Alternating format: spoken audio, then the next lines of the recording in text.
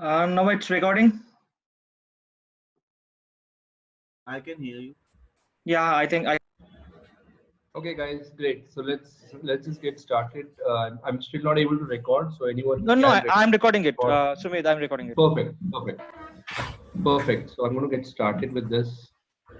All right, everyone. Thanks very much for joining. 1 second, We will- Sumit.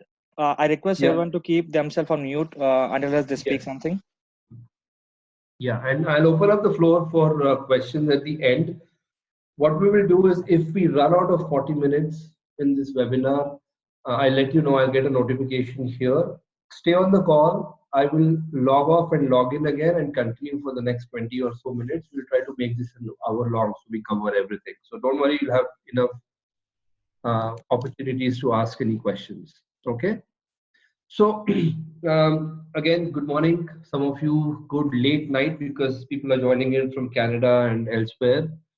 So this webinar is about freelancing in technical writing, tips, tricks, planning, and strategy. If you ever want to get in touch with me, there will be more information at the end, but here's my website. Feel free to go there and get all the information you need about me from there. But Sumit, are you sharing something? oh, sorry.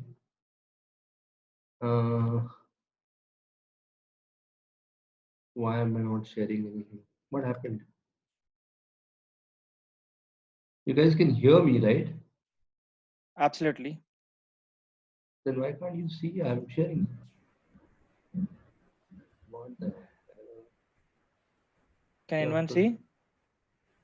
No. Stop sharing and restart. Yeah, I'll do that.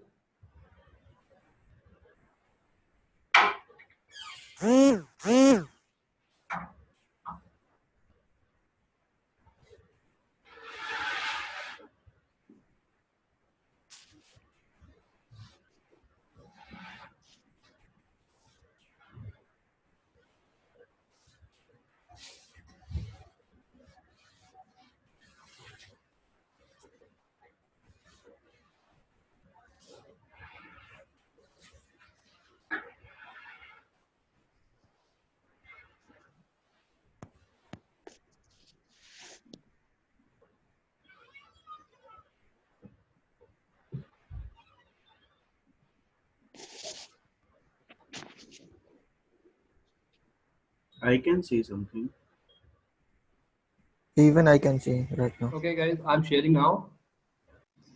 Yeah, we are able to. Thanks, everyone. Yeah, if now- everyone can now we just can go on see. mute for Yeah. Perfect. Okay, great.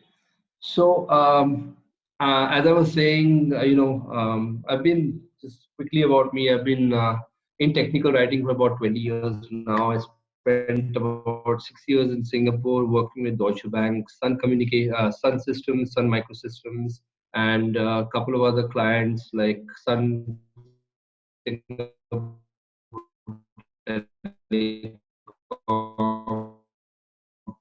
Then I spent about 8 years where I was working as a technical publications manager at Persistent Systems. I had a team of about 30 writers, editors. And then I went to Toronto in Canada in 2009, where I spent a good 9-10 years. And I'm currently working as a head of technical communications for a documentation services company. I'm also the also the lead instructor for a George Brown, which is a technical communications program in George Brown College in Toronto. So I help them. Can everyone go on mute, please? And I help them design technical communication courses and all that, just to help out. So today's agenda is basically going to be being found. So a lot of people have asked me questions of how do I get started as a freelancer? How do I find projects? Is someone not on mute? Can you please go on mute? Arijit, Vivo, please go on mute.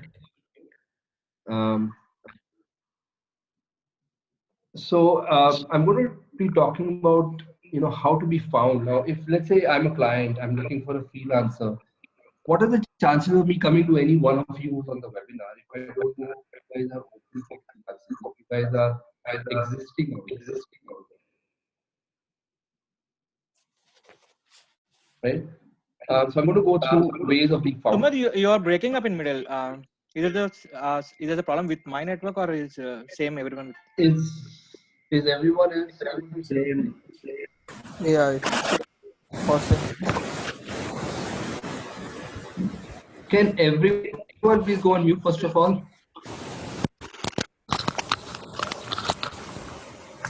Krishna can mute everyone. Yeah, Krishna, can you please mute everyone? It's Echoing. Just give a second. I'm doing it. right. Yeah, and let me know if this still continues on. I have a pretty good network right now. Can you guys hear me better? Yeah. Okay. Okay. Yeah. Okay. So I'm going to go on. So I'm going to talk about being found. The second thing I'm going to do is I'm going to talk about the process. Okay. The process of the whole freelancing process. You get the first call, and now what happens? I'm still getting a lot of echo, guys.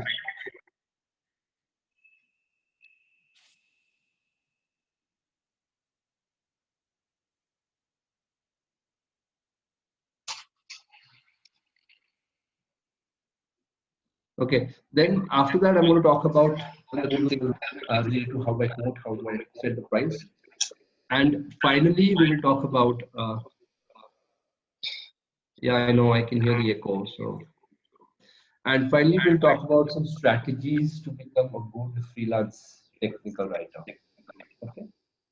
All right. So well, there's you if you someone's scratching, the meeting, so I can't get rid of that. It's try not to be on the screen or do anything right now. Just here, just see. Now that line is going to stay there throughout. Sorry about that.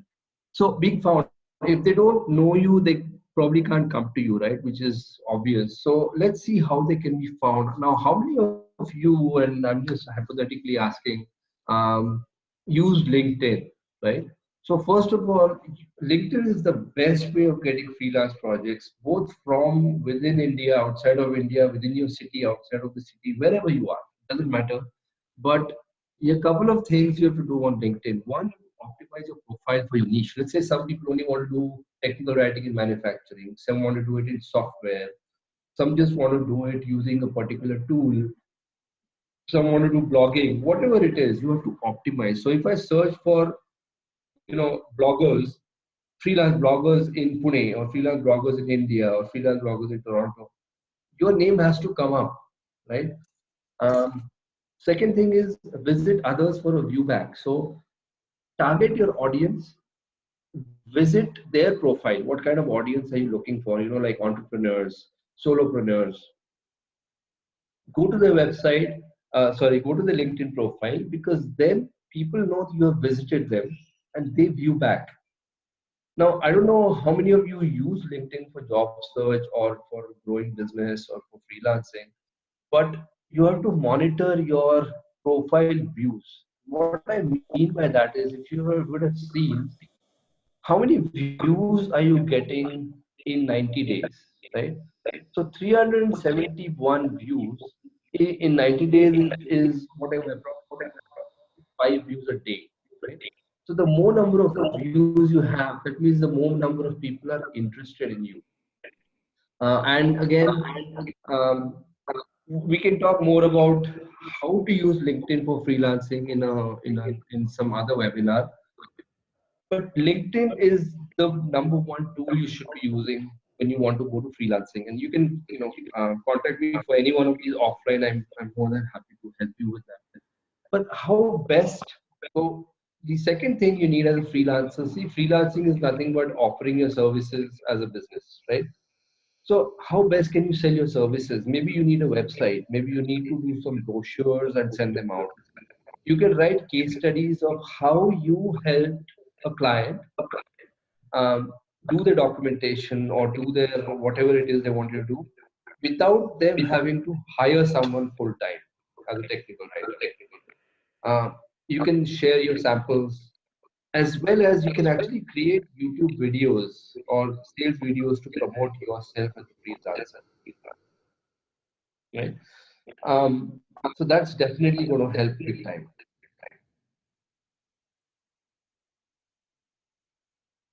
Now, referrals, I'm an example of what referrals is. But if you've already done some work for, if you've already done some work for a client, let's say, you need to get them to ask for a referral. Okay, and I'll give you an example of what that might look like.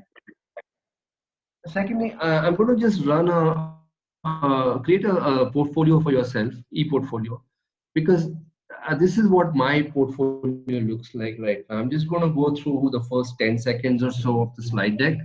But they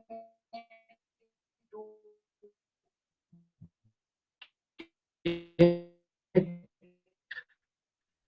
to know what kind of projects have you done, what kind of services. Oh boy. Am I back now? Yes. Okay. So I'm just running in the background what my portfolio looks like, just to give you an idea of what.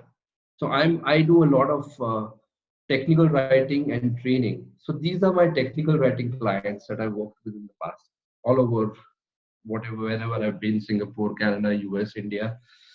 And then these are my samples. So when you click on any one of them, it actually opens up that sample. These are my training clients, for example, Siemens, Bits Pilani, I used to teach at Symbiosis, and so on, right? So you can have something like this that really shows your samples and your expertise and your work in whatever niche or profession. Okay? So that's what I meant by portfolio. Now, secondly, I said I'll come back to referrals. So here's the referral, and for any one of these, if you need any help, of course, ping me offline. We can talk more, but we have very limited time in this webinar. Here's what a typical referral might look like. Right? So this client of mine, a couple of years back, I did some work for them, and he, without asking me, just introduced me to some other chief strategy officer and some people. So we done a lot of work with really big guys across geographies. I've seen some of his work, beautiful, crisp, and to the point. Specializes in creating the wow effect. So basically, when a CEO or a founding partner of my company, of a client that I've helped, says something like this to the founder and the chief strategy officer of another company he's referring me to, chances are very strong that I'm going to get a call when they need that help, right? So keep referrals definitely in mind, and these 4 strategies that we just talked about are important for you to actually get freelance projects wherever it is that you are residing. This is nothing specific to a geographical location. It's anywhere. Okay. Now, what is the process of getting freelance projects? Number one, you need to have the tools, you need to have the right artifacts to share, and you also need to be cognizant of what deliverables you want to give them. Okay. So number one, of course, you're going to have that initial call. It may be an email, it may be a demonstration, it may be a face-to-face meeting with the client. But the client calls, hey, I'm looking for some freelance technical writing projects done. I'm looking for a freelance. Can you help me? So you say, absolutely, we can help, and you understand what the clients are, who their clients are, what is the domain they are in, what are their documentation requirements. Because all of you technical writers, most of you know that when a non-technical writing person tells you that he needs a user guide, Actually, it may not be a user guide. Maybe they need a developer guide, right? But they call it a user guide. So we need to understand really the requirements, their technology, their, get the demo of the product. That's usually happening in the first one or two calls, right? After that, typically what happens is before they give you the actual money, or before they give you the project and they sign the agreement with you, they'll probably want to see a sample of the work you can do for them. So while in the initial call, you might be able to share, say, some of the samples of work you've done previously, and again, be very careful with what you share, and you're not compromising any intellectual property or confidentiality with other clients you've signed agreements with. So be cognizant of that. But you have to tell them what you can do for them. So ideally what happens is, let's say if someone comes to me and says, hey, I have such and such a cloud platform, I want a web help for that. I'll probably create a small web help of one or two screens for their own product and give them a proof of concept. Okay. So they have a small sample to look at, to discuss with you, so they get an idea what it is that you're doing for them. Now, after that, they'll say, hey, I like what you've done. How much will you charge? By when can it be done? What is the budget I should be looking at?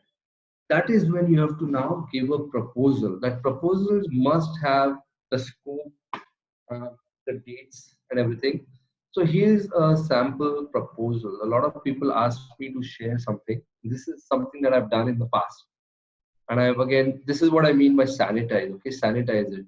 I didn't do any work for Acme Corp, right? But you get the idea. So what I'm going to have here is a quick executive summary of what it is that I'm planning to do. Okay. The start date, the end date, tentative.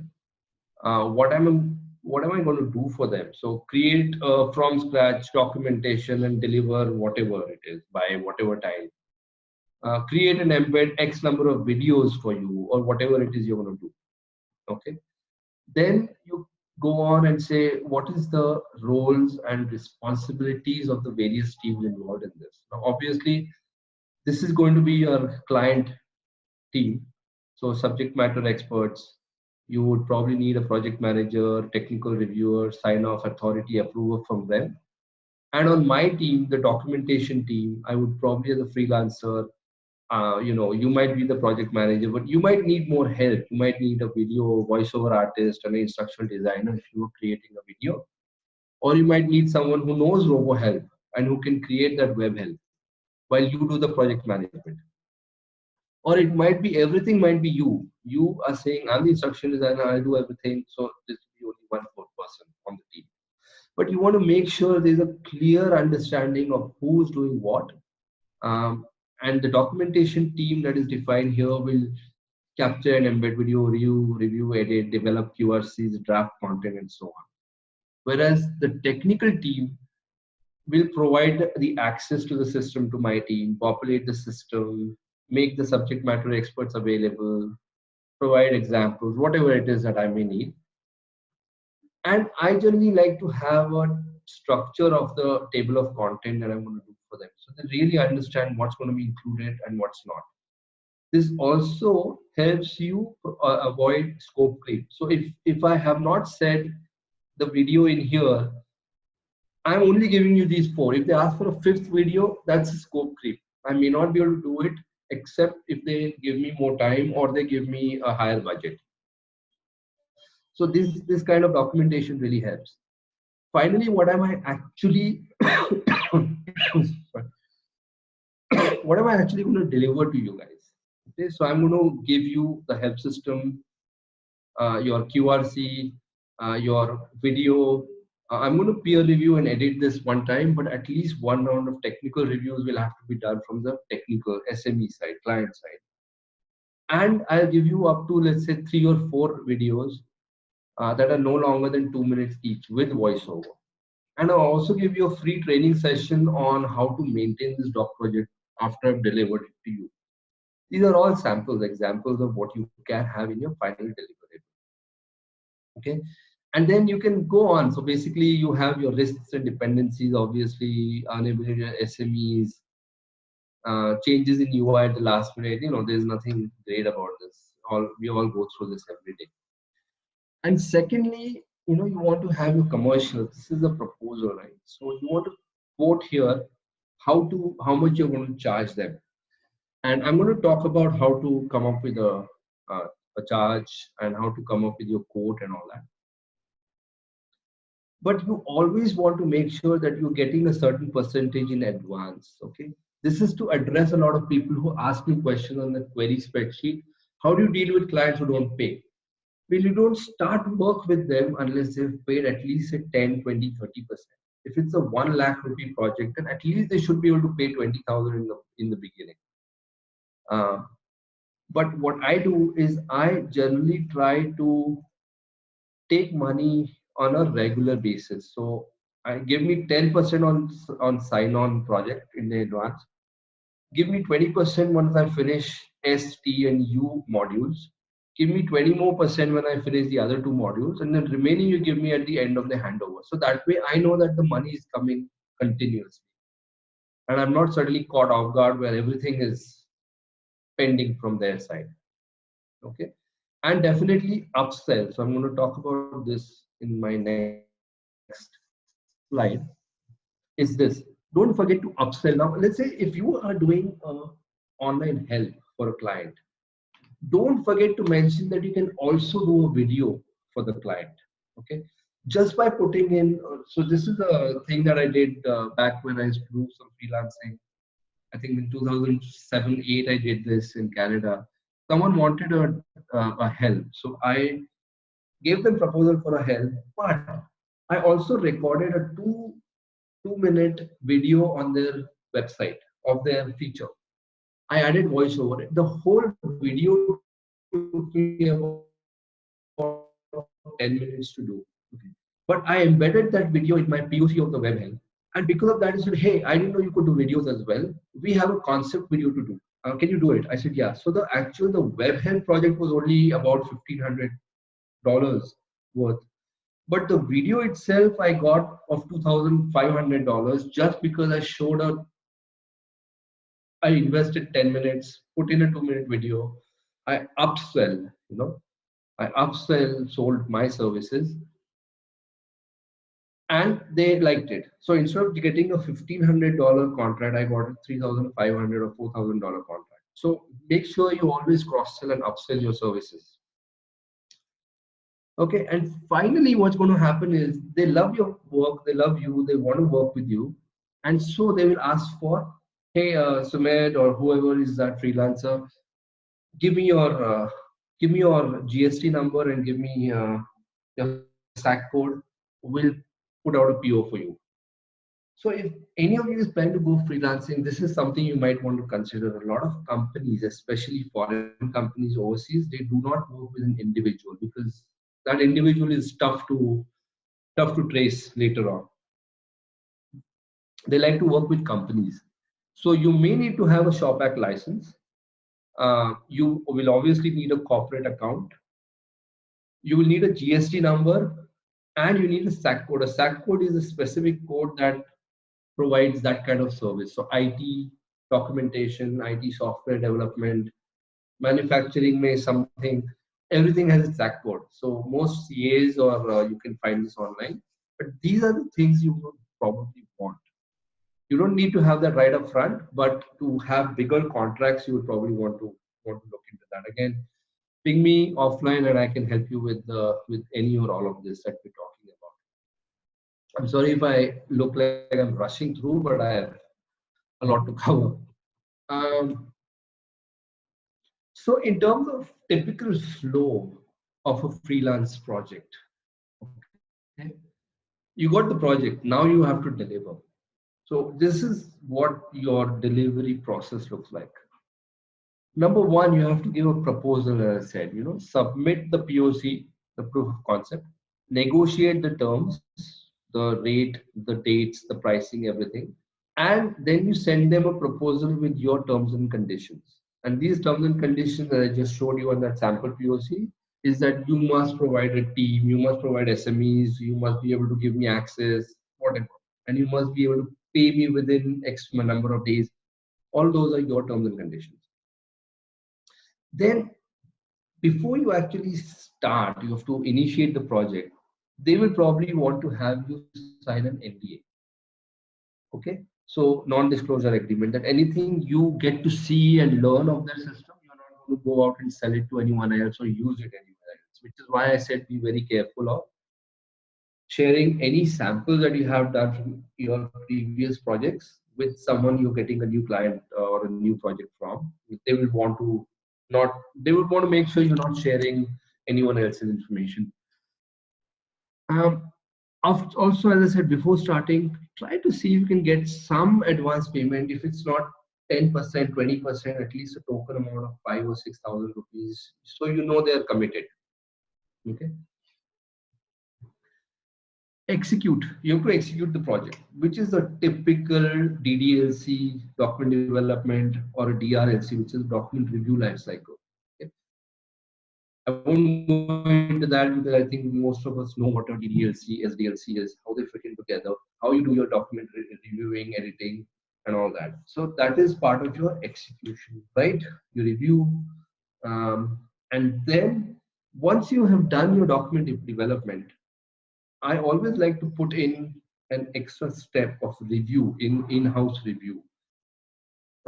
This could be an editorial review on my end. It could be a self-review. I might have some of my friends or someone who knows English or who knows the domain product do peer reviews for me.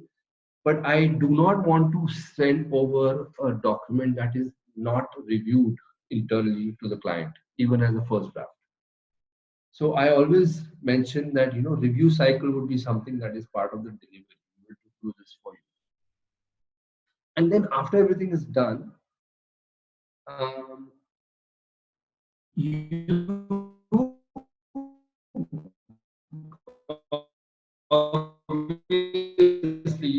deploy invoice with the payment details, you know, transfer it here, give me a check in the name of so and so, whatever it is.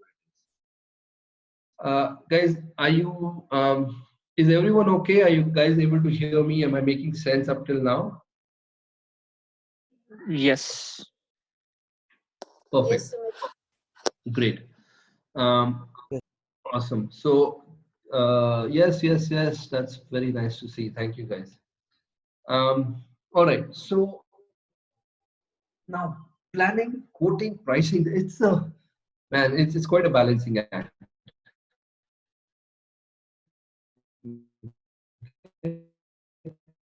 You're breaking. Sorry. So let's see what okay, give me a second. How is, should be okay now? Okay, fine. Am I okay now? Am I audible? Yes. Okay. So the balancing act, okay, if I don't know how to, okay. I'm not, so the balancing act is basically a cyclic kind of a thing, right? You have to plan. And what are the things you're planning in here? Let's say if I take on a project that is bigger than one person, just myself to handle, for example, I might want to plan for, you know, hey, I don't know how to do voiceover. My voice isn't really good. So I need a voiceover artist who has a very good US accent or American or whatever accent. Or I need a person who knows articulate because they want a video not in their freelancers, maybe part-time contractors. I may have to go to external agencies and recruit people. But that is why planning. Who do I need on my team in order to be able to deliver this project on time within budget, right? So that's plan. Second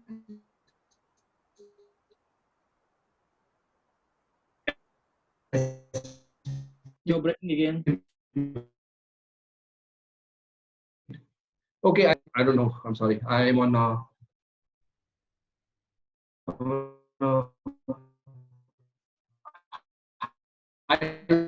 Again breaking.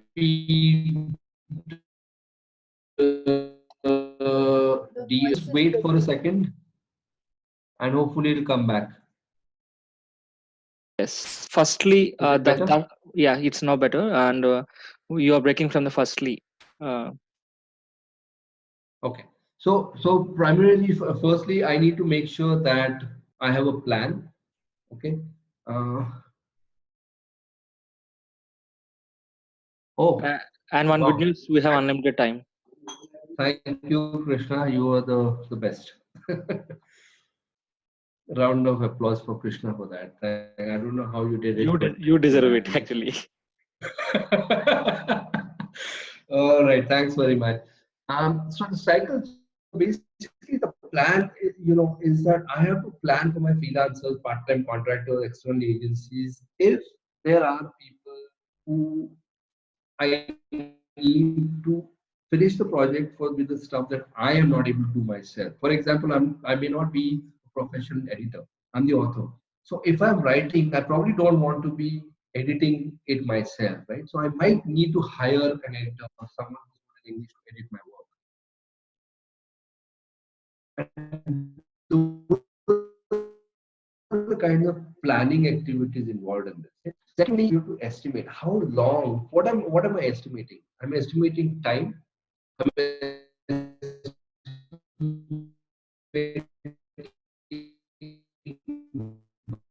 budget. Those are the two most crucial estimations that will have to be done and the time they will take. For example, how long will an editor take? How long will my voiceover script take to write? How long will it take to edit? How long will the voiceover artist take to record that? How long will my instructional designer take to record the video and embed the audio and then render a final video to me? Okay. Uh, Consider all this time in your code. You're not just saying, hey, I want 15,000 rupees for this project. Ultimately, you might be ending up spending for 12 or 13,000 on just giving out money to other people. And doing some project for $2,000 is really not worth it. So make sure you have, when you're quoting, included licenses, specialized tools you might need, specialized hardware, any external consultants. You'll also have to decide whether a quote should be hourly, which is typically called TNM or time and material. So I'll charge you for all my time at actual, and I'll charge you for any material I need to use on your project at actuals. That may include going to the client side for a meeting and you're building in the cost for travel time, traveling over there. Or you can have everything as a combined and say, I'll deliver you this project within 2 months at a cost of 2,50,000. That's a full project cost.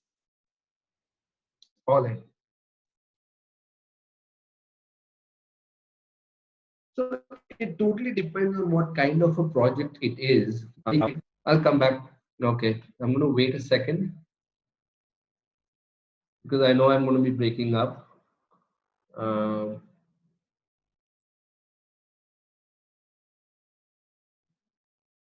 Okay, I hope I'm back. Okay. Can you guys hear me now? Yes, yes. All right. So you plan, you estimate, and you quote.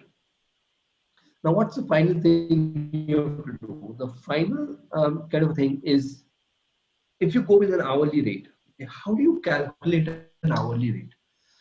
So this is something I've been toying around, I've been practicing, I've been trying this out for the longest time. Hopefully this works for you.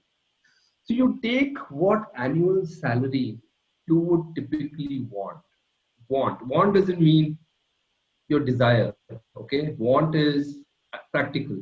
So let's say I want 5 lakhs rupees or 6 lakh rupees annually in my job, if it's a full-time job.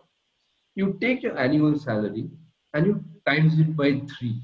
Okay, if any of you recently attended the STC survey, the STC conference, I think someone had shared the STC survey on salaries and all that, right? So you'll get an idea of how many years worth of experience gets you how much money in a particular city. So Bangalore might be higher salary for a 4-year experienced person than maybe Pune.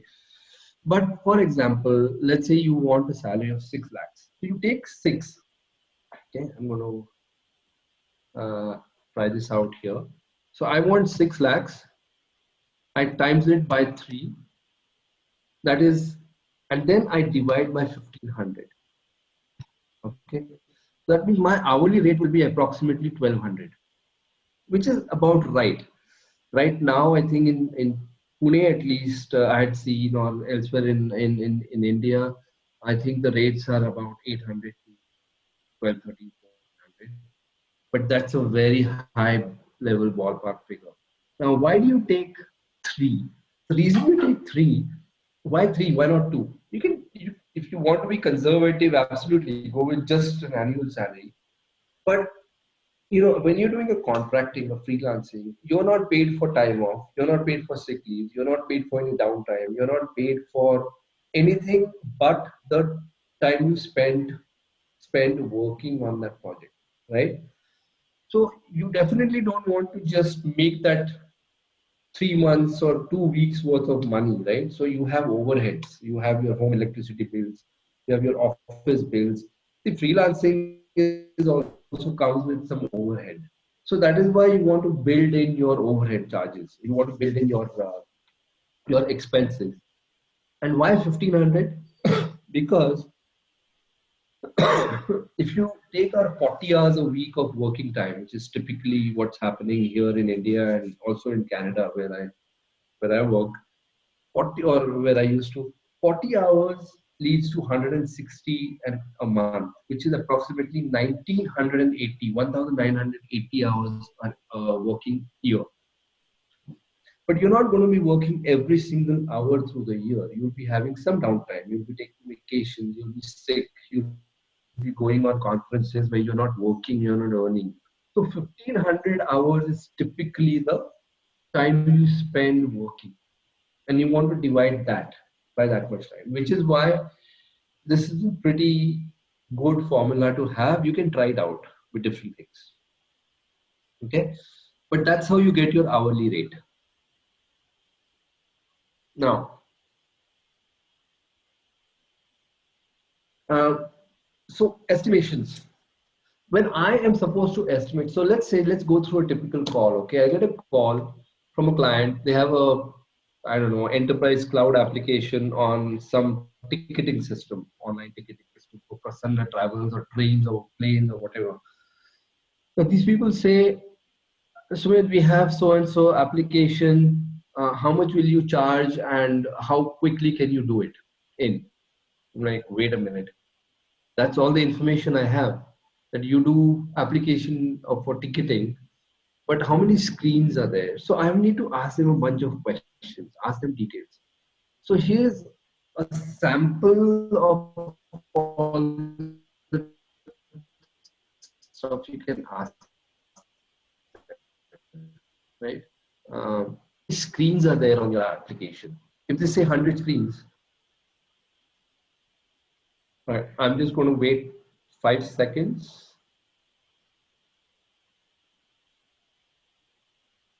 Okay. I hope my voice is back to clear audio. Yes. Okay. So how many screens are there? Let's say 100 screens. Now, is it 100 primary screens or are there 15 other dialog boxes opening up or sub screens? Because then it's actually 150 screens. So suddenly your scope has now grown by almost 1.5%, right? So 150. So you don't have to, you're not just limiting yourself to 100 screens, you have to talk about 150 screens. In general, will I have access to any of the existing documentation, product requirement docs, marketing requirement docs, design docs, functional specs, technical specs? Because these documents are going to give me a lot of information, right? It's typically what we do when we are doing our documentation life cycle in any company, right? Current state of the application, what is the SDLC state of that UI? Is it frozen?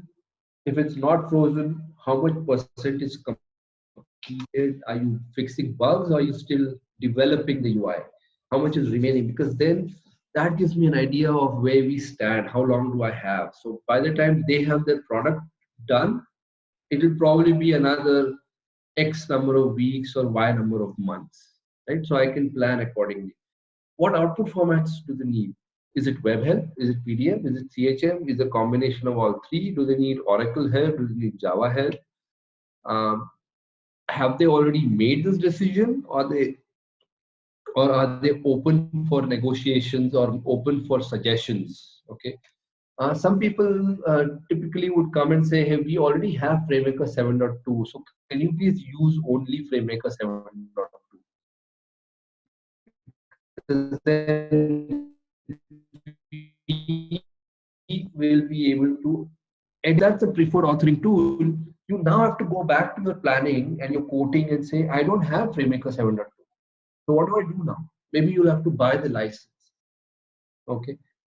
Or you may have to negotiate with them that they give you a license. And we'll talk a little bit about that in a minute. Will there be style guide and branding guidelines already provided to you, or do you have to come up with them? Some companies are very mature where they have everything done. Some companies say, what is the style guide? Brand guidelines, we just have our logo. What else do you need? Okay, and you'll have to work with them to get all of these things sorted out. So all of this means time. So you have to now go back and update your quote accordingly, because you know you're going to spend a lot of time hand holding the company to be able to deliver the project successfully. Okay, are screenshots required? If they say, yeah, absolutely, we need screenshots, you talk to them. Is it just first level, second level? You talk about the maintenance aspect of having screenshots in your web help, in your PDFs, and all that, right? You're the expert. So again, we'll come to that also in a minute about what does freelancing have to do with being an expert in what you do. What will be the availability of SMEs? Maybe some of the SMEs are scattered all over the world. Some are in US, some are in California, some are in Australia and Europe. And am I supposed to stay up late at night or trying to reach them? Or what is it? If that's the case, then you have to give them a higher quote, because now it's more time. It's so you have to think about all of these kind of things when you are trying to quote. Okay. All right. So now, see, there's no standard formula for giving a quote. Okay. Now, if you were to ask me, Sumit, are you going to charge for this webinar? How much will that charge be? There are 100 things. Do I have my presentation ready, or do I have to create a presentation? What else do I have going on in my life? So your cost can be project driven. Your quote can be project driven. It can be hourly rate. It can be a periodic rate, or a milestone driven cost. Okay. So project we talked about. Sorry, project we talked about, where you say, I'll charge 2 lakh rupees and I'll give you this project in 1.5 months, end to end, everything delivered. Or we talked about calculating your hourly cost and say, it may take 20 hours, it may take 50 hours, but whatever hours it takes is what you pay me for. It could be a periodic quote where you say, I'll continue doing this work, I'll work at least 20 hours a week for you, but the charge will be, say, 80,000 rupees a month. Periodic. Every month till the project is complete for the next 6 months, you'll be paying me 80,000 rupees. And I'll promise to put in 20, 25, 30 hours every week. Or it could be milestone driven cost. What that means is, I'll deliver this module to you, or I'll deliver first video to you. You give me 20,000. I'll deliver the second video, you give me 20,000. I'll deliver 2 more videos, you give me 40,000. So it could be milestone driven cost. Okay, so there are many ways of costing. So let's see what are the factors that impact this. So, here we were talking about licensing and tools, right? Um, where was that? Here, include licenses in your quote or not. So what am I saying here is some companies may already have that software license and they may want you to use that. Like I said, FrameMaker 7.2. This company might say, don't charge me for software. I'll give you my license. Use it for the 3-4 months that you need, and then that's it. Some may want you to include the price in the quote for the license. Don't tell me how much it costs. Just build in everything. Give me an end-to-end. And some might say, you know, um, if you charge me extra for a license, then I can't really work with you. I expect you as a service provider to have whatever software infrastructure I need for my project. So then you have to be a little intelligent, a bit strategic, and sort of somehow build that charge quote into your quote. Okay. So that is about licenses, software licenses. Now the second aspect obviously is your margin. So let's say my software, some of these software licenses today cost about $120 a month for the subscription, right? So 120 is about 70, let's say 70, 7,000, 8,000 rupees monthly. So 8,000 rupees are gone for my, let's say, I don't know, some video capturing tool or robo help or something. My voiceover artist, let's say, says I'll charge you 3,000 rupees for up to a video of two minutes long. So now my estimate is 10,000. Now my instructional designer says I'll charge 4 or 5,000 rupees for giving you the video. So I'm at a cost of 15,000.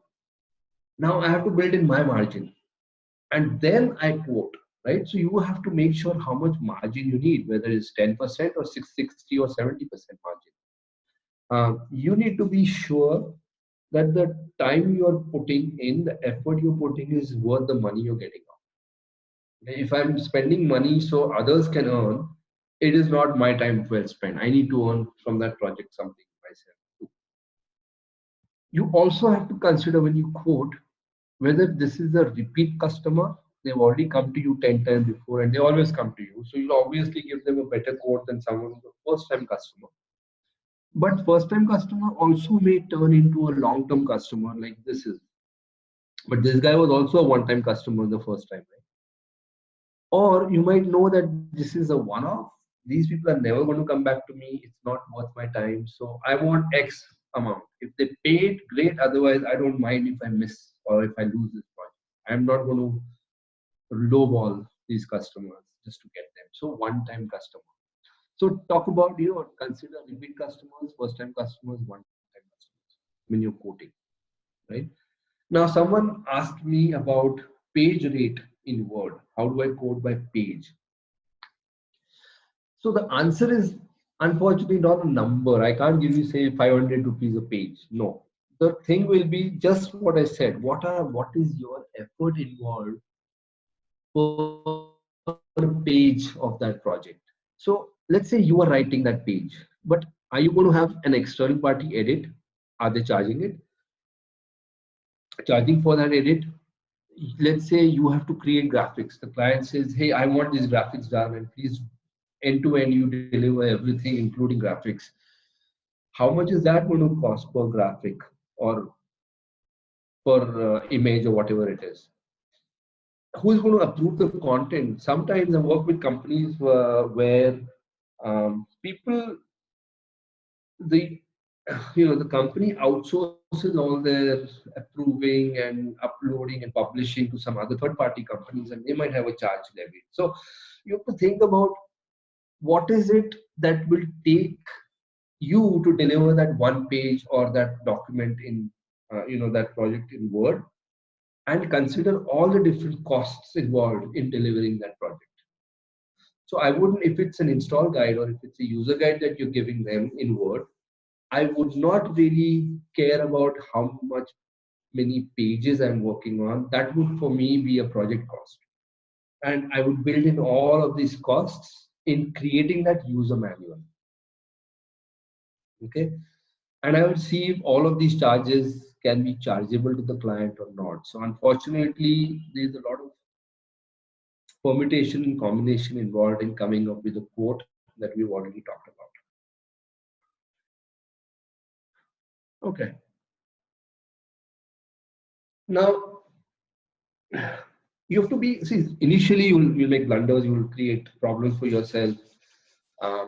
But as you become more and more mature of a freelancer, and I can tell you in Canada and US, freelancing, about 70 to 80% of the people actually do freelancing, and they are employed 100% of the time. They are totally employed all the time. So freelancing is definitely a very good career avenue to go for, but you need to be very strategic about going about things. So first of all, what you need to remember is protect your interests and that of your clients always.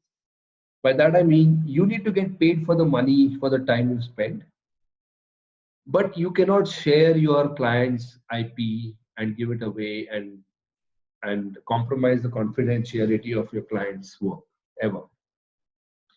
You must create an agreement and get the client to sign it. Remember, I showed you that proposal sample. That is your agreement. You have to get it signed. And let me actually go back there. Uh, I want to show you something which I might not have done here. See, it says here, this document must be reviewed and signed off by whatever your company name might be and Acme Corp and the client. This is a commercial proposal. So it says right on the first title page itself that this is the documentation proposal and that this document must be reviewed and signed off, which means they are agreeing to everything that you have in here, including providing the teams, the start and end dates, as well as the commercials that you have quoted to them. And when they sign this, that means they were buy-in, which is important. Okay, right. Now, create an agreement, get them to sign this agreement. Finally, within that agreement itself, lay out clear instructions for payment and non-payment of timely payment. So let's say I say, I want 10% in advance, 30% with every module I deliver, and final will be on the final delivery of 10% remaining on the final delivery of my project to you. Now, just build in that, if you are late and you don't adhere to these payment terms, we will levy some kind of charge.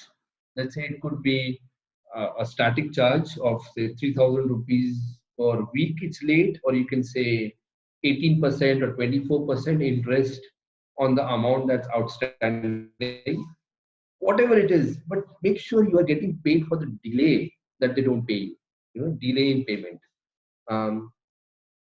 You can build it in, and if they agree to it, you can hold them by that later on. But if you don't have that clause, then you can't really do much after the fact. So be very careful about the terms and conditions that you're placing on your client.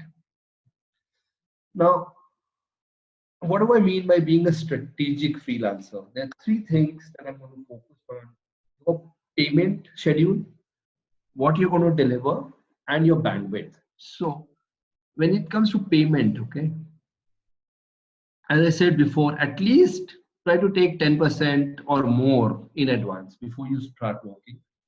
Always insist on online transfer. Okay, I do not advocate cash.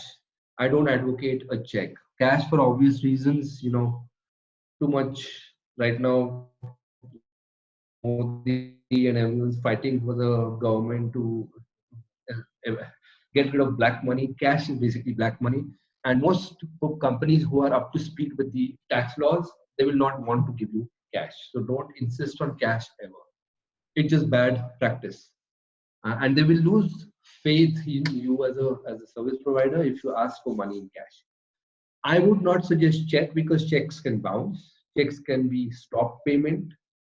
Always have them e-transfer money using IFSC or NEFT, e-transfer, whatever kind of e-transfer, whatever country you're in, get it transferred into your corporate account. try not to start without advance. See, a lot of people who are desperate to get into freelancing or desperate to get their first project, I totally understand. I will start, let the money come, we'll see. And then by the time you know it, the project is half over and you're still asking for money from the client. So don't start without advance, because the whole reason you're doing this is to get the money as a freelancer. And if you're giving away stuff without getting paid, there's no point. As I said before, lay out clear instructions of payment is basically build payment schedule in the proposal and insist on periodic payments. That way, you don't end up spending 90% of your time completing the project and then finding out that the client is now not paying on time. Okay, so every bit of my time, keep taking periodic payments from them, so you're never falling too far behind on the payment terms in comparison to how much you've delivered to them.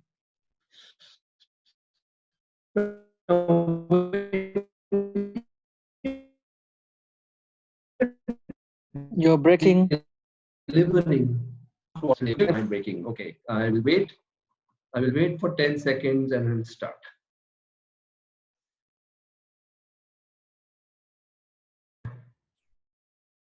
Okay, I think I should be back Yes. now. Okay. So include watermarks, draft.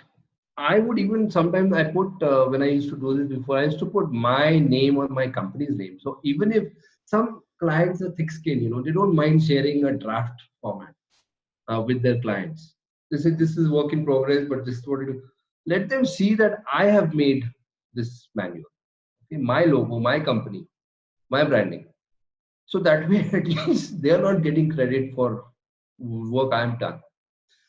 Only give partial outputs. So if they want a PDF, only give 2-3 chapters instead of the entire 9 chapters in the PDF. Okay, brand it with your name. If it seems hopeless, stop wasting any more time. If they just keep saying, we'll pay you, we'll pay you, we'll pay you, we'll pay you, and it's been 3 months that you've been hearing this, we'll pay you stuff, stop working with them. Say, what, I'm not wasting any more time. 3 months down the drain is long enough. I don't want to put in a 4th month in. Tell them that I will start working on project once you've settled my account, but don't waste money on people that are not giving you the payment. Don't waste time on people who are not giving you the payment. Okay? Or the final thing that you can do, I call it arm twisting, is basically if you're so close to finishing the project, get everything approved, but don't give them the final deliverables till the payment is received. What happens is sometimes companies have to be forced into paying, unfortunately. And I know I'm going to get busted for this from a lot of managers out there, because I know you guys will put this on the web somewhere on YouTube and post this. But I'm willing to put my neck out on the line to safeguard the freelancing community, and they also need to understand that what they're getting is not for free. They're going to get tons of money from the clients. The documentation, I know, we all know, has a massive user experience impact on the software. So we need to have our share of whatever that money is that we've been promised in the agreement. Now, in freelancing, there's one major obstacle that you'll have. You might, let's not call it greed, but in that hunger for more and more projects, because you don't know when the next projects will come, you might sign all the 4 projects that come to you simultaneously, and you might be stretching yourself to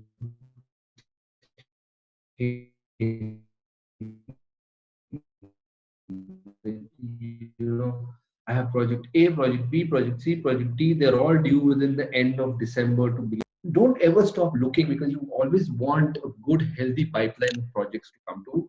When one finishes, you want the other 3 to be in the pipeline. So you never can stop looking really, but you have to pace it. You can tell a customer, I will not be able to do anything till the end of December. Why don't you start sending me some of your documents? Let's sign the NDA. Let's get things rolling. But I will actively spend time on it starting after 3 weeks. Okay, so you can pace it out. If you're good at what you do, I don't think a client will go away just because um,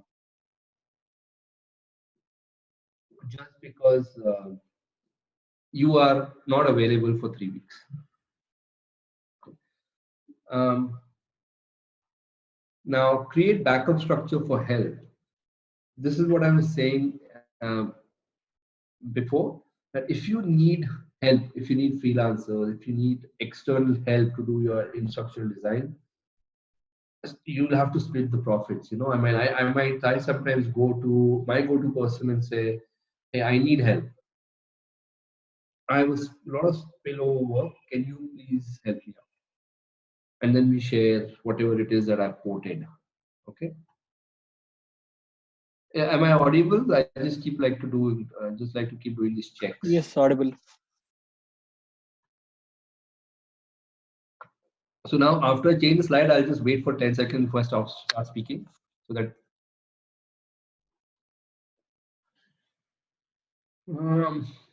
okay. Okay, yeah. So some people ask me about the difference between a full-time and a freelance, full-time employee and a full-time freelancing. So I'm just going to go through some of these. These are just high level, but weigh your options very carefully in how you want to continue doing your career. Of course.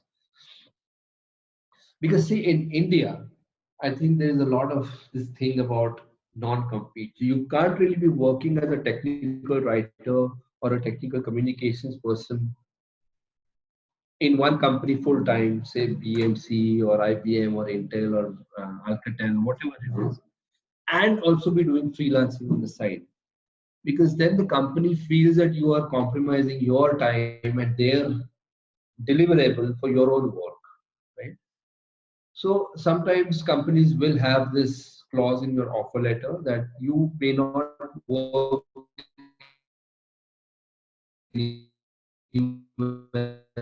else while you are in the employment of XYZ company. So you have to be very careful not to be um, going against your policy. Okay, right? It is unstable. I will wait for a few seconds and then continue. So be very careful before you start a freelancing project. If you're already working full time, go back, check your offer letter, check the NDA that you've signed. Make sure you do not violate those rules. But as a freelancer, the main thing is flexibility over security. Okay, why security? So let me open this and we can compare this side by side. You're flexible because you may choose to work on certain projects and you may choose to pass certain projects. I don't have time right now, or I wanted some time off, so I'm not going to work for 2 months. And within those 2 months, if you get projects, you're going to say, I'm not available, I'm so sorry. So in terms of flexibility over security is freelancing, and it's security over flexibility in full time. Because in freelancing, you have no regular payments, whereas as a full timer, you're getting regular salary monthly deposited to your account. Whatever salary it may be, less, high, very low, starting salary, I'm going to get X number of rupees every month. Here, there's no such guarantee. Okay. Typically, freelancing rates are higher than the CTC rates, typically. Okay. But it changes from one country to another country, maybe even city to city. I'm not really sure how it is. Of course, as the freelancer, you get paid only if you work for the work you do. You don't get paid holidays, you don't get paid vacation, time off, sick leaves, maternity leaves, paternity leaves, bereavement leave, kuch bhi nahi hai. There's nothing of that sort. Right? Whereas you have all of these things over here in full time. Certainly, you have no medical benefits. There's no company giving you group health insurance, right? You have to get that yourself. Whereas here, you might have dental, medical, hospitalization, life insurance for kids,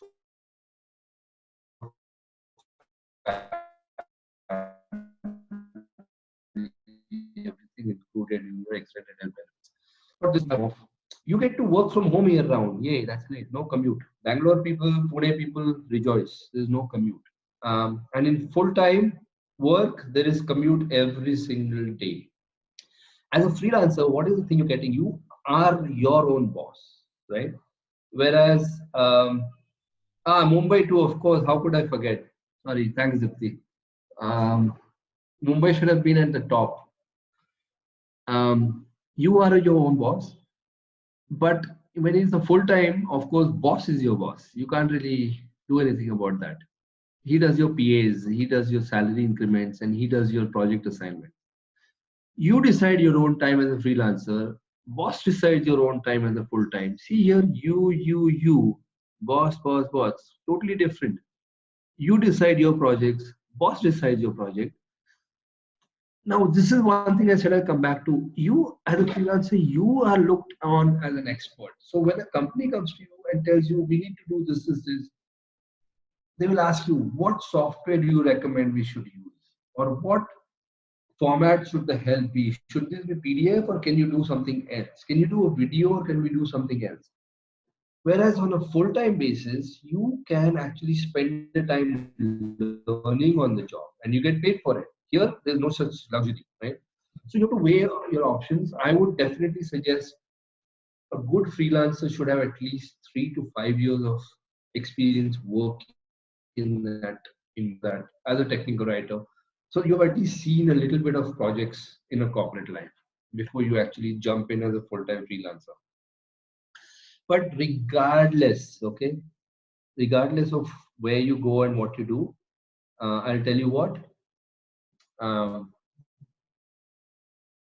you're always going to be overworked, overtime. You have to spend a lot of overtime, and obviously you'll be tired, regardless of freelance or full time. Because nowadays, even in full time, you have late night calls, you have early morning meetings, you are staying late, you have to come on the weekends to do a deliverable for a release date, whatever it is.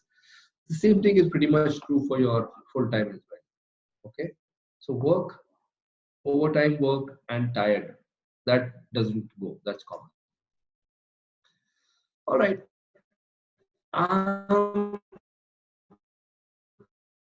You know what? I think I've covered everything that I want. Thank you, Krishna, for extending our unlimited minutes. I really appreciate that. If you click on that QR code, it'll take you to my LinkedIn page where you'll find information to contact me, as well as the kind of projects and pieces and all that things that I've done. But that's my email and that's my phone number. If any of you is in the US or North America, I'll be happy to share my Canada number with you. You can get in touch there. But that brings me to the end of my presentation, and I'll open up the floor to any questions you might have. I think I've covered all the questions that were on the query that came in till last night. If I missed anything, please, I turn the floor over to you guys. Firstly, thank you very much for taking a huge responsibility of presenting this and explaining everything to us. That's really appreciated. You put out a lot of you invested a lot of time from your end. Thanks for that. So I know questions are open right now. You can just go on. I'll be having list. I'll be coming. Let's see if anyone answers that. If not, I'll ask at last.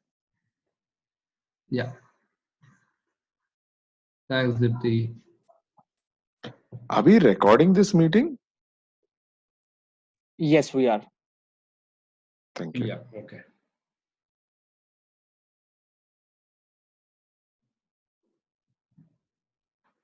So no questions. Everything was okay. clear as mud. If no one has a question, I have a question there. Okay. Yes. Yes, Sumit, like as I understood, like LinkedIn is the best profile, best platform to get the freelancing projects. Yes. Do you suggest any other websites or any other places where we can like look into the freelancing websites or any contacts? Absolutely.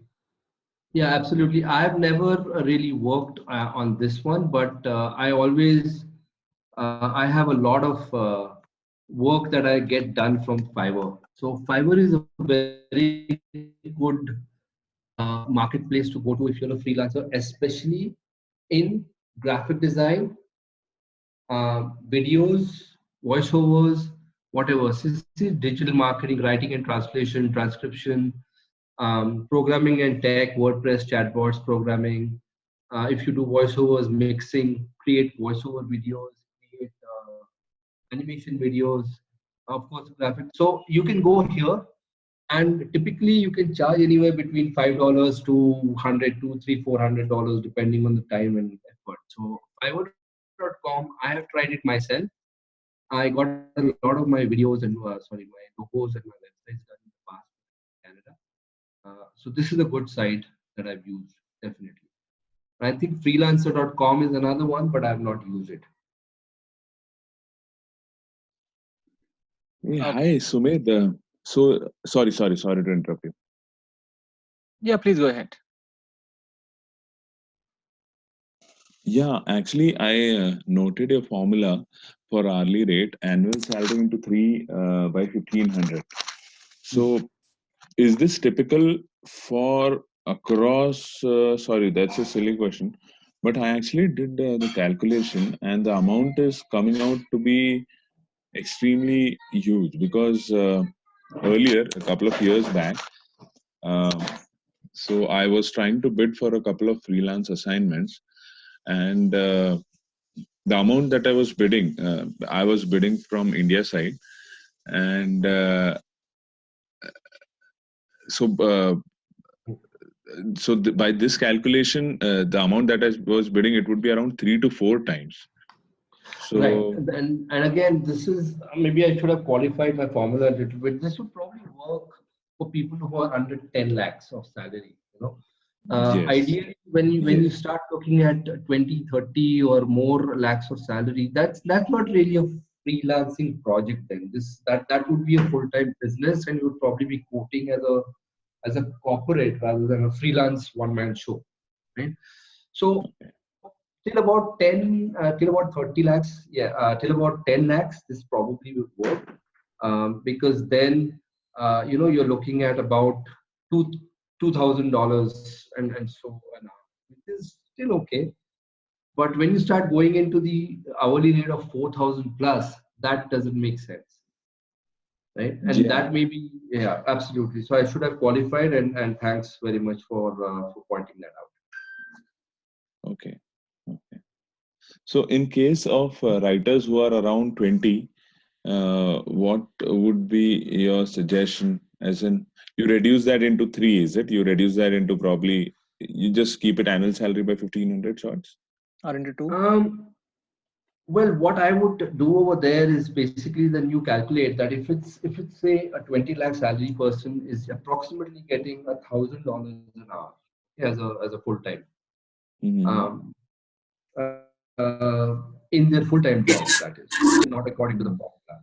Uh, so you can go from there and say you want to charge 1,500 or 1,200. You can also look at the rate. Going rate would probably be between 5 or 600 to maybe not more than 1,800 to 2,000 for a freelance writing project that is hourly. Most companies that I'm seeing right now, I wouldn't probably quote full time, quote hourly necessarily, but you also have to go to their office. You have to see if it's a plush, big office in some IT park as opposed to some office in some commercial area. You have to take in a lot of things, right? Mm-hmm. So I don't really have that figure for you for a 20 lakh as opposed to 30 lakh salary person. But But what I'm trying Sumedh, to do is just yeah, give you that an is idea. awesome. Yeah, yeah. I get your point. I get where I understand where you're getting to. I got your Hmm. point. Makes Okay. sense what you're saying. And sorry, can I have your name? My name is Girish. Girish. Okay. Yeah. Girish Sumit, writes. I think you should look at the group chat people are posting I there. I Sumit, am going to. I'm going to. Yeah. Yeah. Hi. hi, this is Vishnupriya. Sumit, Hi. hi. Yeah, I just want to ask one question about the tools. Hmm. So now there are so many tools, available in the market. And do you have any suggestions for, good tools that can be used for authoring or graphics or video making or any, do we have a forum or something? A Forum, yeah. I mean, I think group that we are all on right now, the freelance project group or the technical writers in Maharashtra group, would be a perfect place to have that conversation going. Again, I can't tell you whether CorelDRAW is the best tool for you as a graphic artist or Photoshop is, because it all depends on what the project requirements are. I know RoboHelp, Flare, and FrameMaker are the most talked about, but maybe MediaWiki or an open source wiki authoring environment is more apt for you. But all these tools will have nothing to do with what is the best tool. Is a hammer a best tool or is the screwdriver a best tool? Right? It depends on what you're doing. So unfortunately, I'm going to have to throw that question back at you and say, if you can define your requirements a little bit more, the project requirements. Then and if your tool can do the job at the lowest cost, then that's a very good tool to have. Okay, for example, one of the projects we were recently doing, we looked at Beyond and what is that, Go Animate or something like that, How Tools. Now, difference in the two videos sample licensing is massive. Beyond was 120, 130 US per month, whereas Beyond was like 30 or 40 per month for the kind of work we were trying to do. But what was I getting more in this than I was not getting in that? So these are the kind of things you're going to have to consider. Thank you. Hi, this is I have a question. Yeah. First question is, as you mentioned that this session is recording, and like how I can like get the recorded session, Yeah, or that how I way can. it's Okay, there. So don't worry on that. let's keep the questions specific to the freelancing right now. I don't want to talk about recording, Yeah. just because we probably have 10 more minutes to go, and then I'll have to jump off. Yeah. And Sumit, I have a want to question cover to as you. much. Yeah. Like, can you suggest, as you know, in the earlier discussion, if you remember, on you said like Adobe FrameMaker 7.2 license version. So you said we'll take a license from outside. So where do we approach for the licensing? Do you have any, one single stop solution for that, or else should we Google that? No. So these software is going to be available from your manufacturer's website. So Adobe FrameMaker will be from the adobe.com, and you go for either a perpetual license for download, which will be about, I don't know if you go with TC2, TC3 or whatever communication suite they have now, as opposed to just a subscription license just for RoboHelp for that month. So it could be, $30 or it could be $2,000 for perpetual. So you have to go to the particular developer's website. For example, if you want to get Flare, RoboHelp Flare, Madcap Flare, then you go to madcap.com. If you want to get Photoshop, you go to adobe.com, right? And download the license from there, or pay for the license and get the subscription license from there. Got it. Yep. Okay. So let me just go through these. How do we get projects? Let me just give me 2 minutes. I'll come to you in a minute. How do we get projects? I think we talked about that in detail. You have to market yourself. I mean, Colgate. Why do you go out and get a Colgate toothpaste? Because you know it exists. So you have to market yourself and make sure that people know you are available. If you want to go out and try to get US projects, you have to market yourself in the US. So you have to optimize your profile for the US market. When I search for freelance technical writer in India, and when I search for freelance technical writer in Toronto, I get totally different results. Okay, that is because of the way people have set up their profile. If you need any specific questions about search engine optimizing yourself on LinkedIn, you can contact me offline. But that is what I do best. That is where I used to get all my projects from in Canada. 100% of my projects came from LinkedIn every time. The other ways to go about it: have your website, and as soon as someone searches for technical writing freelancer anywhere in Pune or India or whatever market you're going after, your tags, your keywords, your search engine optimization for your website should also be that, freelancing, freelancer, freelance, uh, cost based, project based. All these tags have to be part of your search engine optimization keywords and tags on your website. Secondly, try to also be engaged on LinkedIn groups, because as soon as you are engaged, you show yourself as a brand expert, as a subject matter expert. And when that happens, by default, you become the go-to person for questions that people have. And then eventually, when they have a requirement, chances are they'll come to you, right? So you have to really show the world, your audience demographic, that you exist. That's the only way to get projects, because no one is just going to call you and say, hey, are you available, because they don't know you exist outside of your friend circle, right? I hope, Sri Lakshmi, that answers your question. If not, we'll come back. So this seems to be constant content. I'm not sure why this link was shared, but looks like some kind of a freelancing uh, website. Uh, okay, informative session. Thank you. While creating content, what needs to be taken care of? Okay, while creating samples, what you need to take care of absolutely is, do not give all the information to them of their website or whatever it is creating. So let's say um, you don't give them your expertise. So embed a video, okay, have external links. Make sure you show them how to search, that you've built in a search. Tell them that I can also put an index. Tell them that I can also put a well-structured table of contents. But don't create the whole help when you're creating the sample web help POC for them.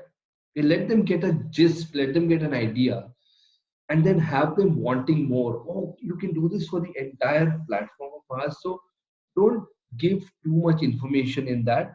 Show them what your capabilities are. For example, when I do a POC, I'd say first take one module and maybe only document one of the screens. And then I create the entire table of content for the whole platform. And I say, imagine this table of content with the kind of information that I'm giving you for this screen. Okay, and then you can go from there. So that's one way. So that's what you want to do. Secondly, I also like to, let's say, create some quick start guides and show them that. Create videos and show them that. So I can upsell and cross sell, as I was saying. When they ask for a website for a web help, also tell them, hey, I can do a quick start guide for you. I can do a job aid for you. I can also do a training material for you. And I've done this in the past for some other clients, and just briefly show them what you've done. Because when, as a CEO or a marketing guy of a company, I know how much budget I have. Okay. Now, if I say my web help will cost you 80,000 rupees and their budget is say 2 lakhs, then they know that they can get more information from you, more work from you within the budget. But now you have upsold yourself from 80,000 to 2 lakhs or whatever lakhs. So you have to be very careful of not giving them the information, but the skills that you have. Okay, yeah, Upwork upselling is good. There are times even after laying down terms and conditions that client defaults, they say that they only get payment after 1 month and everything runs in trust. Absolutely, everything runs in trust, but let the trust start with them paying in the advance money, right? At least have them say, okay, the whole project is 70-80,000 rupees. You pay me 5,000 in the beginning. You have to be able to invest. If you want me to invest 2 months of my time into your project, I'm sure you can invest 5,000 rupees to show that you are serious about this. And if they don't want to do that, I don't think I wouldn't start working on them, you know, uh, unless they really get into that. That's my personal decision, but that depends on how quickly and how desperately or how eagerly you want to get into the market. Should be customized for each and every client? Absolutely. I don't know what that means, Mukti, customized, but yeah, the proof of concept has to be specific to a customer. That is what a POC is. Whereas you can show samples which can be across the board. Okay, so there's a difference between samples and proof of concept. So proof of concept will be customized for every this thing. There are times when clients don't pay even after repeated reminders. I think we just addressed that. Great insight, freelancing. Thanks.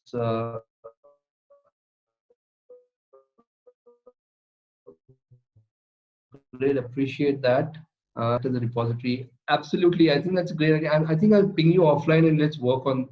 Okay, let me come back. Why don't I ping you offline? I know who you are from. So I'll ping you offline. This is a great suggestion. Client usually asks for samples for the first time freelancers. How do you produce samples to the client? Number one, take a freeware like say MS Paint. You know, it's already there, part of your Windows. Or go to twocows.com, go to download.com, download some kind of a application and document it. And then you can showcase that as a sample. You can create a PDF, you can create an online help, and you can create a quick start guide for that freeware software. And just show them that this is what I can do for your application. Okay. So yeah, as a freelancer, you may have to invest the first few hours to create samples if you don't already have them. So that might be a good way to go about it. You know, that way you're also learning different tools, and you can show them this. This web help output is coming from Flare. This web help output is coming from RoboHelp. And then you can also show them that you know both the tools equally well. Right? So that could be one thing you can do. Do we give the source? Yes. So this is what this is an important question, and this is why I included in here. Remember, I was talking about final deliverables. Um, Final deliverables. So I would mention in here whether the source code of the help system is going to be in or not. Typically, as a default, yes, we have to give the source code because they're paying for this. So ideally, we should be giving them the source code because it's their product and they own it.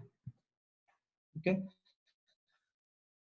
Good. I think that has brought us to the end of this. I think I'll take one more question because we'll be at a 1.5 hour mark, and I have to go in about half an hour to some place. So can we take one or maybe maximum two more questions? Sumit, this is Shubham here. Hi. Yeah, so all the freelancing thing, and you have told me means what I think is that everybody is scattered, right? And everybody is scattered means they are. It's like running a own business and without anybody's help. And that means everybody has to search on the LinkedIn. They have to talk to the client. They have to bargain. They have to create some samples and everything. Yeah. And at the end of the day, people don't trust them because they don't name like Sumit name is. They know he's in market for 20 years, but not everybody is. And coming from a job mentality means as an employee mentality, what I understand or what I really like is that someone give me a work, they pay me for the work. I don't want any headaches. I don't want negotiation because I am not even good at it. So 100 people doing these 100 things, I don't think that or let me just rephrase that. 100 people doing these 100 things individually is less of a group effort, means everybody is doing what they can but not succeeding because we are not united, right? But once I talked to Rahul about this also, and once I talked about my senior also, right, he said that where is the structure, means like today you are looking for work, you are doing I'm sorry, can we get into the question that you have quickly because we are running out of time? I'm sorry, I took it long. Yeah, so I was talking about the structure that can we all create where the elder peoples or means experienced peoples like you can guide us. You are good in talking to the client. You can take the projects, you can distribute to us, we can work Yeah. on them like that. Yeah, absolutely. I mean, we can create a community where these things can be discussed. I think uh, we, uh, uh, CD Chandrasekhar has already created that platform. That's what these groups are for. I think in LinkedIn and WhatsApp groups. So you should be able to ask questions. I don't really see a lot of questions coming on any of these groups where it takes someone to answer. It doesn't have to be a senior. Maybe I've not worked on data, and someone who has only 2 years of experience in technical writing can answer a question on data. So I'm not seeing a lot of these questions, but absolutely, why don't you take the lead and create some kind of a marketplace or create some kind of a collaborative environment? We can do it on some wiki or somewhere where we would be able to, or create a group on LinkedIn, um, and we can leverage it over there. We can have regular monthly or weekly kind of mentoring sessions, not mentoring sessions, but question answer sessions, sharing information. Uh, Absolutely. Someone come up with that idea, and I'll be more than happy to jump in and do whatever I can. But we cannot sit back and have someone else do that for us. Yeah, I think I agree. A lot of people will say this is a great idea, but maybe since you have suggested it, maybe you can take and take some leadership into this and put something together for all of us to benefit from. So yeah, I'll try to think of Okay, something. right. Any just last one more question, please, and then I'm very Yes, happy Sumit. to. Sumit, this is Rajinder. Mhm. Actually, you answered one part of my question about the deliverables. So when we share that source files with the customer, Mhm. so there is a possibility that they can reuse it. And so, is there anything that we can do that it cannot be reused, or I mean, is there any we put some points in the agreement that it will be charged if we are giving the source files, something like that? No, because you are a freelancer. Okay, the source code you are writing is not your copyright. It is the company's copyright. You are writing the code. Today, if you want to Mhm. use data help on one of the projects, so you in Cisco interface, user manual you want to download. Are you going to a manager and saying, if you reuse my version of this, the guy from Your voice is very low, Sumit. okay. So let me try this again. I'm sorry, I moved, and I'm. Am I more audible now? Should be. Perfect. So my question to you is, if you're working in Intel or Cisco or IBM and you work on some product documentation for a certain release, next time when they have a next release with enhancements, are you going to go to your manager and say, you can't use my version of the user guide because I created it. If you want to update it, you have to pay me extra money. You can't really do that, right? Because you are employed by that company. Similarly, you're paid by the company to do the documentation. They own their documentation. You cannot have a copyright on someone else's product documentation just because you did it. So no, you can't really copyright that material. They can, the whole idea of giving them that source code is so that they can save the money in having to come to you for updates. They may want to do that, but not because they don't have the source code. They may want you to keep updating the software or user guide or online help for future releases, but you cannot copyright that content when you've been paid for that content to write. Yeah. Okay. Thanks. Does that answer? Secondly, I think coming back to that old question about, how do you gain credibility? And I've only been in the industry of, that question. So you see, you would have noticed by now, I'm a huge fan of LinkedIn, okay, because I'm very active on LinkedIn, and I do everything that I can to stand out on LinkedIn. At any given point, if you look at my network, I always have 15 to 20. See, I have 30 invitations now. I have this a lot because people want to connect with me. You have to do that kind of this thing on your LinkedIn. Secondly, for anyone who's been on any kind of service oriented thing, whether it's full time or not, make sure you get recommendations from people. Okay, I've received 40 recommendations so far.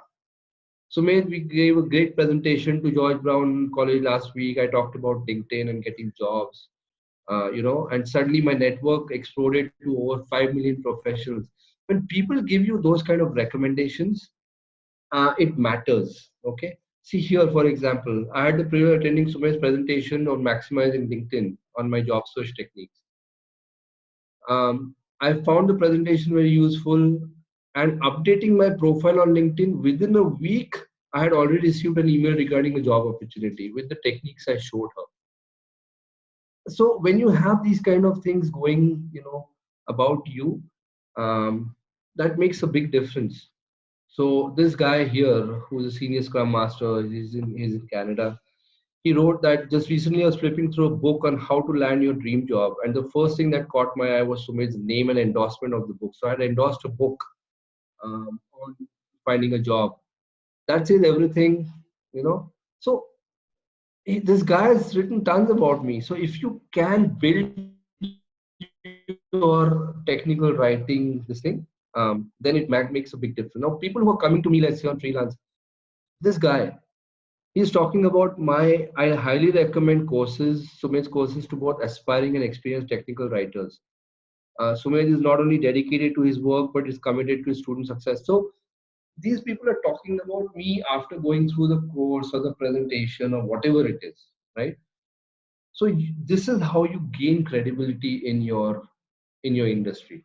Now, maximum number of times I talk about LinkedIn or I talk about technical writing, and those are the two recommendations you will see topics. I had the pleasure of taking writing for software and technical production, 2 courses in Sumit. This guy is talking about same courses in Sumit. So I don't have to sell myself. People are doing the selling for me.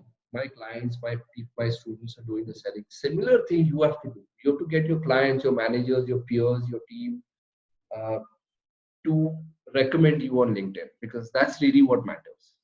Okay, and I can keep going on and on and on. Hundreds of these, or 40. I'm still working on. All right, great. So Krishna, I will look to you to share the link.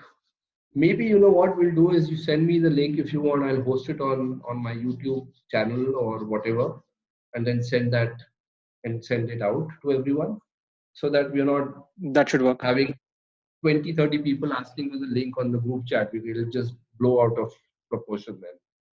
So great. I will post it out. I'll send you the link to the recording later today. And again, thank you very much. We should do this more often, I guess. So let's touch base on the WhatsApp group again. And thank you so much, Krishna and Chandra, for setting this up. Thank And you very thanks much, first everyone of for all, for attending. you. Thank you Okay. very much. Not a Yeah, problem. I'll share the recording at the last. Sure. Yeah. Alrighty. See Cool. you. Thank